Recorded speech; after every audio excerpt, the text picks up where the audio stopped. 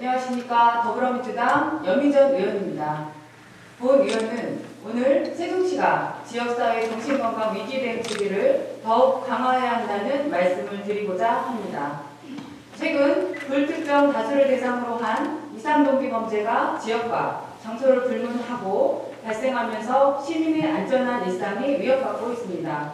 특히 서현역 흉기난동 사건과 대전고등학교 교사 흉기 피습 사건 같은 중증 정신질환자의 강력범죄가 잇따르면서 정신질환자는 잠재적 범죄자라는 편견이 생기지 않도록 유의하되 적극적인 예방과 치료를 포함한 지역사회의 체계적 대응 필요성이 어느 때보다 강조되고 있습니다. 세종시도 상황은 마찬가지입니다. 이미 온라인에 수차례 칼부림 살인 기록들이 올라왔고 정신질환 지표들도 걱정스럽습니다. 올해 11월 기준 중증 정신질환자 사례관리 등록자 수만 321명, 상담 건수는 2,318건에 육박합니다. 자살예방 사례관리 등록자 수도 3년째 증가 추세인데다 자살 동기 1위가 정신과적 문제로 나타났습니다. 작년 대비 정신건강 위기 개입 건수는 25.8% 증가했고 고위험군 응급 출동 건수는 무려 180%나 폭증했습니다.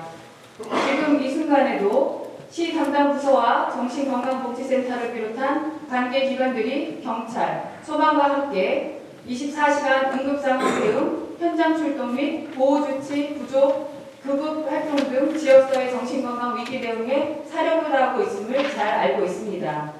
그럼에도 불구하고 본 의원은 범죄자로부터 시민이 안전한 도시, 정신건강 선도도시 세종 실현을 위해서는 더욱 튼튼한 정신건강 위기 대응 체계 구축이 필요하다고 생각하며 이에 몇 가지 제안을 드리고자 합니다.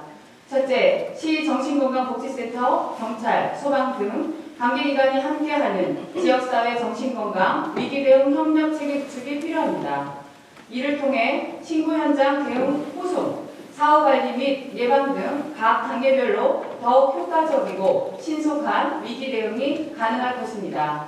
아울러 협력 체계 구축의 법적 근거로서 관련 조례 제정도 검토해야 한다는 말씀도 드립니다. 둘째, 고위험군 정신질환자 응급 입원실을 위한 지역 내 병상을 확보해야 합니다.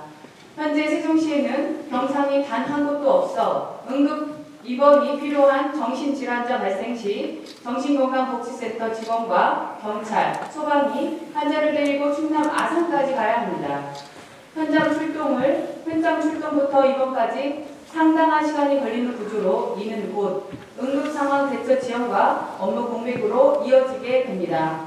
우리 시에도 정신의료기관이 있는 만큼 가급적 정신질환자들이 지역 내에서 입원해 치료받도록 해야 합니다. 셋째, 정신건강복지센터 등 관계기관들의 열악한 처우도 시급히 정상화해야 합니다. 방역정신건강복지센터만 봐도 인력과 예산이 타 시도에 비해 열악하고 직원 퇴사율도 매우 높은 실정입니다. 정신질환자나 그 가족이 가장 먼저 도움을 요청할 수 있는 기관이 인력 부족으로 양질의 서비스를 제공할 수 없다면 큰 문제입니다. 세종시는 정신건강복지센터가 지역사회 정신건강 증진에 중추 역할을 다할 수 있도록 인력 충원 및 지역 지원 계획을 시급히 마련해야 할 것입니다. 넷째, 다양한 정신건강 문제와 수요 증가에 대처하기 위한 지역사회 인프라 확충도 중요합니다. 21년만 해도 광역시도 최하위였던 세종시 확정 통계 자살률이 작년에 6위까지 올라섰습니다. 월간 음주율도 전국 평균보다 높고 이마저 3년째 증가 추세입니다. 그런데도 17개 광역시도 중 우리만 아직 자살예방센터, 중독관리 통합지원센터가 없습니다. 우선 이 기관들만이라도 서둘러 설치해야 합니다. 시민의 정신건강에 대한 비상한 관심과 체계적인 지원이 절실한 시점입니다.